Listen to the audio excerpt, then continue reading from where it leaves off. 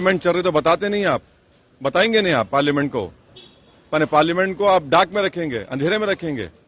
और तीसरी बात यह है कि प्रधानमंत्री क्यों चीन का नाम लेने डरते हैं?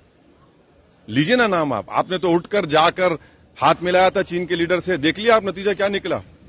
और खुद बीजेपी का एमपी कह रहा अरुणाचल का कि आकर हमारे बहादुर सिपाहियों को मारा गया, वो अभी अस्पताल में है। और छठी बात यह है कि 15,000 फीट नीचे से ऊपर आ रहे हैं वो भारत की फौज पर हमला करने के लिए। तो प्रधानमंत्री को सबसे पहले पार्लियामेंट में डिस्कशन अलाउ करना चाहिए, सरकार की जिम्मेदारी है, स्पीकर पर चेयरमैन पर मत डालिए।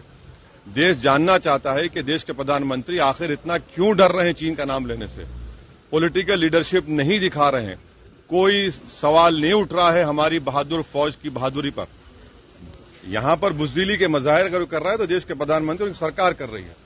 हाउस में आप क्या डिमांड करेंगे? हमने एडजर्न मोशन डाला है, सरकार को स्पीकर को कहना चाहिए खड़े होकर कि हम उसको कबूल करते हैं, डिस्कशन करवाइए। छुपाने की क्या बात है, डरने की क्या बात है?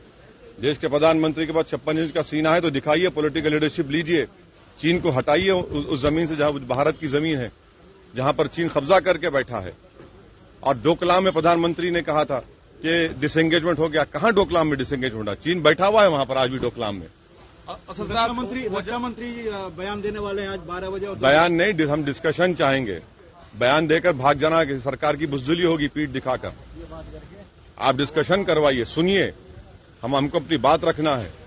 और बल्कि प्रधानमंत्री से अपील करेंगे, डिमांड करेंगे कि जिस जगह पर 9 तारीख को क्लैश हुआ है वहां पर एक ऑल पार्टी एमपीज को लेकर जाइए, मैं आने को तैयार हूं।